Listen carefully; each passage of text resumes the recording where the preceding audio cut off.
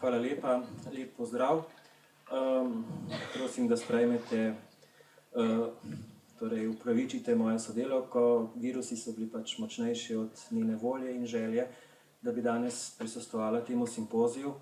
Zato me je nekako prosila, da njene besede ne bi ostale samo na papirju, da jih tudi slišite. Je prosila mene, da vam predstavim to njeno delo.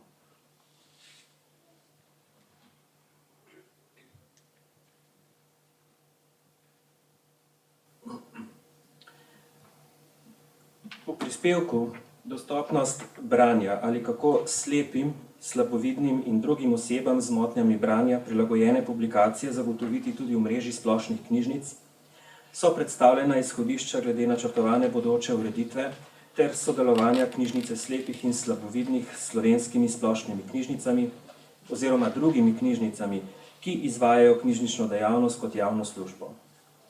Cilj, ki ga vsi sodelujoči pri pripravi in izvedbi sprememb zasledujemo, je dostopnost branja čim večjemu številu slepih in slabovidnih, kot tudi osebam z motnjami branja, tudi v mreži javnih knjižnic.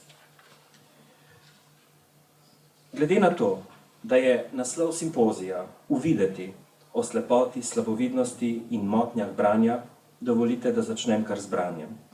Prav nobenega dvoma ni, da sta tako branje samo, kot tudi dostopnost branja, nadvse pomembna za posameznikovo bivanje in delovanje. Branje je znanje in znanje je moč. Branje je kompleksna in dinamična aktivnost, ki spremlja človeka skozi vse življenje.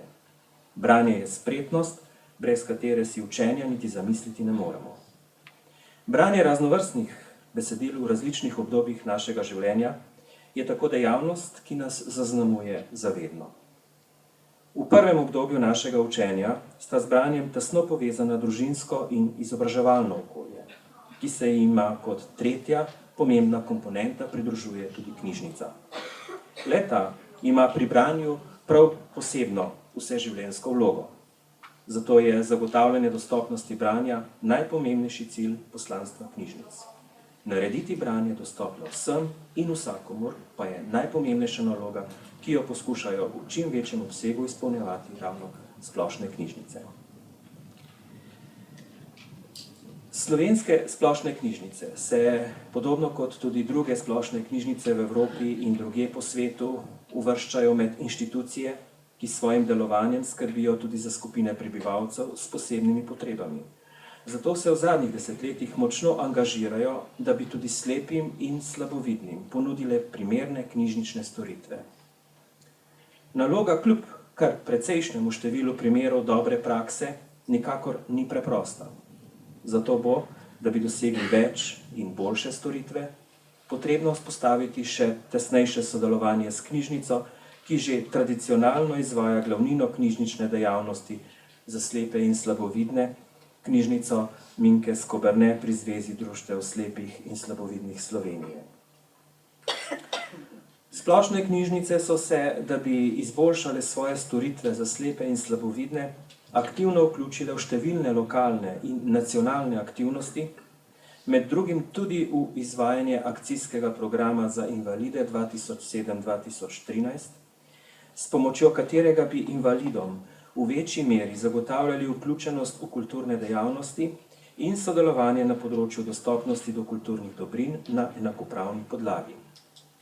Med pomembnimi ukrepi so zapisani 4, ki so neposredno povezani z zagotavljanjem dostopnosti branja slepim in slabovidnim in se nanašajo na večjo dostopnost knjig, prilagojenih za slepe in slabovidne v splošnih knjižnicah, uvrstitev knjižnice za slepe in slabovidne v nacionalno shemo knjižnic in sistemsko financiranje njenega delovanja, sistemsko zagotavljanje financiranja in izdajanja prilagojenih časopisov ter sistemsko zagotavljanje pravice slepih in slabovidnih do dostopa do tiskanih občil v elektronski obliki.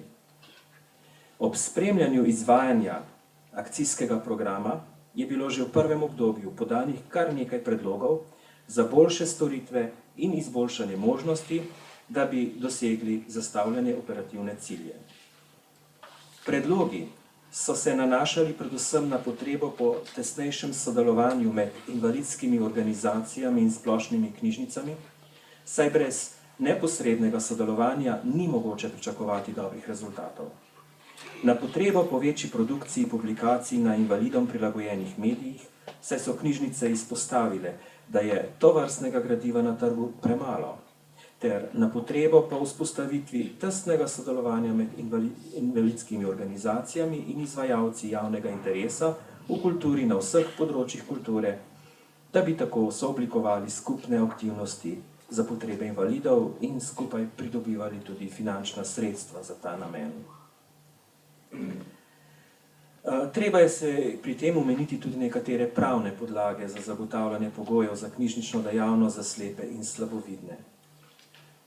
Kot je bilo že omenjeno, na nacionalni ali lokalni ravni potekajo številne aktivnosti za izboljšanje pogojev za življenje in delovanje invalidov, torej tudi slepih in slabovidnih, ki so pomembne za celostno izvajanje knjižnične dejavnosti.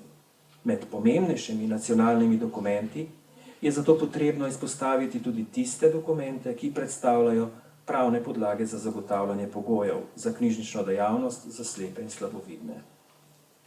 Poleg z ustavo določene pravice invalidov do šolanja ter usposabljanja za delo in dejavno življenje v družbi, oblike, obseg in pogoje za izvajanje knjižnične dejavnosti kot javne službe za slepe in slabovidne, določajo tudi nekateri področni in specialni predpisi. Zakon o knjižničarstvu ureja knjižnično dejavnost kot javno službo, tako posebej predpisuje storitve za uporabnike knjižnic s posebnimi potrebami in v 31. členu posebej omenja knjižnice za slepe kot specialne knjižnice. Zakon o medijih v 4. členu izpostavlja ustvarjanje in razširjanje programskih vsebin, namenjenih slepim in gluhonemim, v njim prilagojenih tehnikah ter razvoj ustrezne tehnične infrastrukture. Temeljni področni zakon za kulturo v 65. členu zavezuje državo, da financira projekte, ki so posebej namenjeni slepim. Reproduciranje publikacij v slepim in slabovidnim dostopnih tehnikah je omogočeno z določbami 51. člena Zakona o avtorskih in sorodnih pravicah. Distribucija teh publikacij, sicer zgolj za invalide, pa je po zakonu o poštnih storitvah oziroma po splošnih pogojih izvajanja univerzalne poštne storitve oproščena plačila poštnine. Očiten namen kulturnega področja, da uredi izvajanje knjižničnih storitev za slepe in slabovidne v okviru izvajanja knjižnične dejavnosti kot javne službe, je bil izražen v nacionalnem programu za kulturo za obdobje 2004-2007. Ki je med splošne cilje vključil tudi podporo programom in projektom ranljivih skupin v okviru področja medijev in audiovizualne kulture, pa je tudi eksplicitno izpostavil zahtevo za razširjanje programskih vsebin v tehnikah dostopnih slepim in gluhonemim. Resolucija o nacionalnem programu za kulturo 2008-2011 je poleg večkrat deklariranega zagotavljanja dostopa slepim in slabovidnim do publikacij konkretno opredelila, da je potrebno preveriti možnosti za vzpostavitev ustreznega statusa knjižnice za slepe in slabovidne v mreži knjižnic. Nekaj o problematiki izvajanja knjižničnih storitev za slepe in slabovidne. Tako mednarodne študije, kot je na primer študija financiranja in ureditev knjižnic in informacijskih centrov za osebe z motnjami vida iz leta 2007, kot tudi domača dela, kot je na primer študija gradivo in storitve za slepe in slabovidne uporabnike v slovenskih splošnih knjižnicah, ki jo je v letu 2007 predstavila sodelavka Kranjske splošne knjižnice, kažejo, da storitve knjižnic za slepe in slabovidne niso zadostne. Ključne ugotovitve so, da knjižnice zagotavljajo slepim in slabovidnim dostop do izredno majhnega deleža izdanih del. So najbolj uspešni tam, kjer je zagotovljeno neposredno financiranje iz državnega proračuna. Da obstajajo razlike v definicijah oziroma razumevanju, kaj so motnje vida. Da sta največji oviri v delovanju avtorsko pravo za prilagojene publikacije ter pomanjkanje finančnih sredstev. ter hiter napredek podpornih tehnologij za slepe zahteva velika vlaganja. V preteklosti so knjižnice na podlagi izkušenj iz tujine večkrat poskušale v okviru knjižnične javne službe vzpostaviti specializirane storitve za osebe z motnjami vida. Prvi poskus integracije knjižničnih storitev za slepe in slabovidne v mrežo javnih knjižnic se je pričel leta 1998 in sicer na pobudo Zavoda za odprto družbo. Potekal je pod nazivom Razvoj knjižnične dejavnosti za slepe in slabovidne uporabnike javnih knjižnic v obdobju 1998-2001, vendar zastavljeni cilji žal niso bili doseženi. Drugi, odmevnejši projekt je potekal v Evropskem letu invalidov ob koordinaciji Zveze splošnih knjižnic.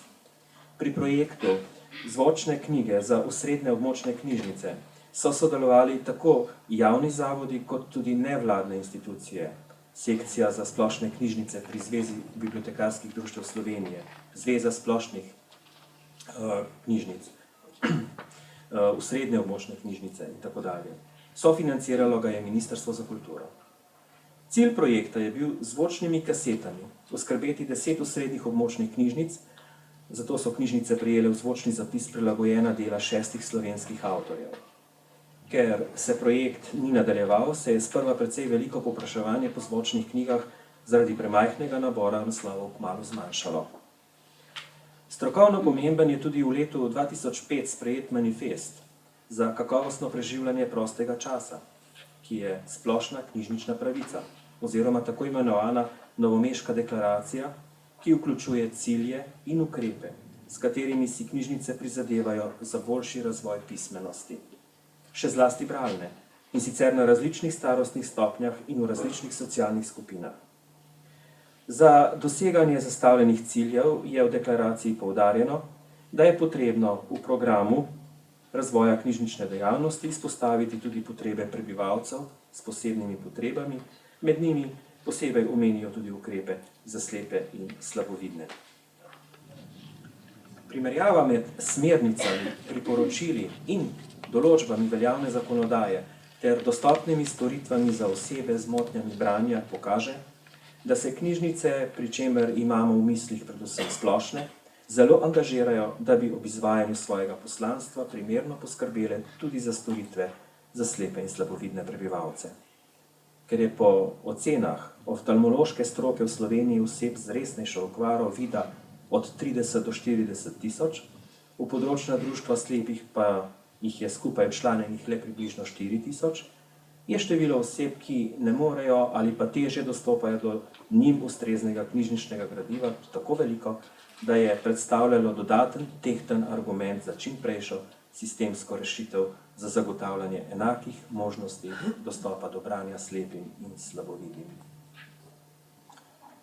Zavedajoč se, da je vzpostavitev infrastrukture za zagotavljanje enakih možnosti dostopa do publikacij slepim, slabovidnim ter osebam z motnjami branja nujna, je Ministrstvo za kulturo leta 2009 naročilo Narodni in univerzitetni knjižnici izdelavo študije vzpostavitev ustreznega statusa knjižnice za slepe in slabovidne v sistemu knjižnic. Nalogo je prevzel Center za razvoj knjižnic, študija pa je bila končana v letu 2010. Ob pregledu izvajanja knjižnične dejavnosti za slepe in slabovidne v Sloveniji je bilo v študiji potrjeno, da je potrebno pogoje za izvajanje knjižnične dejavnosti za slepe in slabovidne izboljšati. Ugotovljeno je bilo, da knjižnici, ki izvajata knjižnično dejavnost za slepe in slabovidne, nista ustrezno razviti.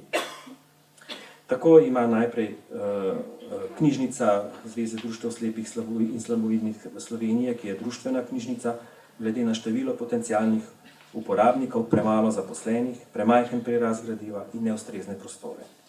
Manjka ji ustrezne tehnične in programske opreme za reprodukcijo publikacij v slepim in slabovidnim prilagojenih tehnikah.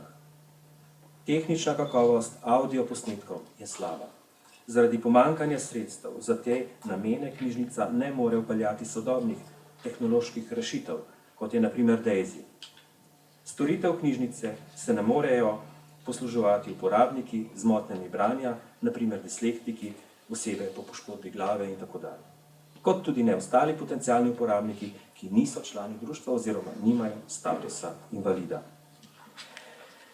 Ministrstvo je na podlagi ugotovitev študije in upoštevanju ostalih dokumentov, ki določajo pogoje za knjižnične storitve ranljivih skupin občanov, pripravilo idejni osnutek projektnega predloga za novo knjižnico slepih in slabovidnih, ker izrednih sredstev za financiranje programov in projektov vzpostavitve materialne in kadrovske infrastrukture ni bilo mogoče podpreti, je bilo odločeno, da se poskusi kandidirati za sredstva evropskih socialnih skladov. Po številnih usklajevanjih in prilagoditvah projektnega predloga, v katerem je Zveza društev slepih in slabovidnih Slovenije kot nacionalna reprezentativna invalidska organizacija slepih poskušala ohraniti tisto, kar je dobrega, in to nadgraditi tako s sodobnimi tehnološkimi kot tudi strokovnimi rešitvami, je konec leta 2012 Ministrstvo za gospodarski razvoj in tehnologijo kot organ upravljanja projektni predlog potrdilo. Slepi in slabovidni imajo enake informacijske potrebe kot videči. Prav tako želijo prebrati časopis, prisluhniti zgoščenki ali prenesti elektronske informacije s svetovnega spleta. Vendar zato potrebujejo dostop do informacij v obliki, ki jim ustreza. Razvoj učinkovitih knjižničnih storitev za ljudi z zmanjšanimi bralnimi sposobnostmi je zelo pomemben, saj je njim prilagojena tiskanega gradiva v primerjavi s publikacijami za splošno javnost na trgu precej manj. Glede na navedeno je potrebna tako dopolnitev knjižničnih fondov z gradivom v drugačnih oblikah, kot tudi razvoj posebnih storitev zanje.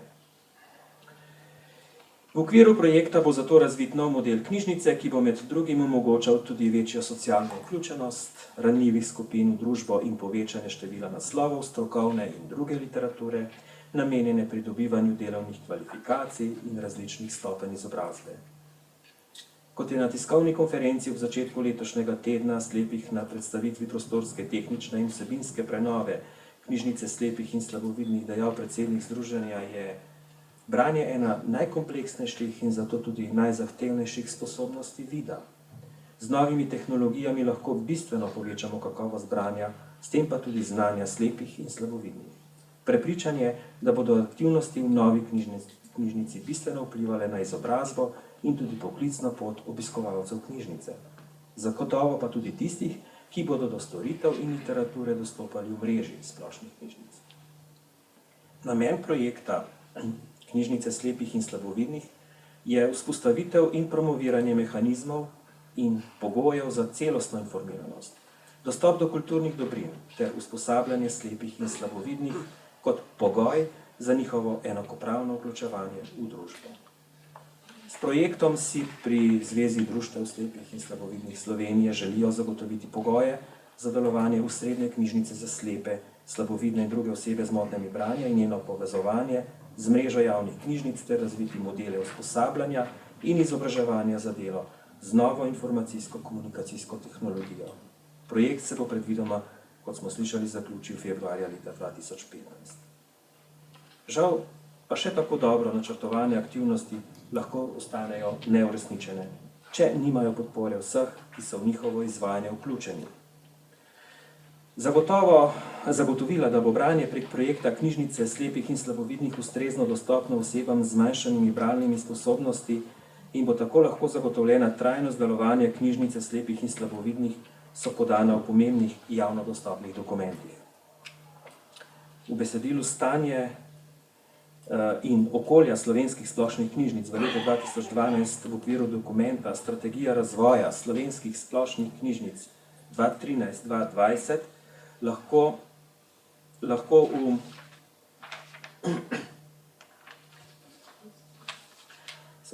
poglavju, ki obravnava storitve za slepe in slabovidne in povzema predlog za uvedbo integriranega modela izvajanja knjižnične dejavnosti za slepe in slabovidne kot javne službe, preberemo.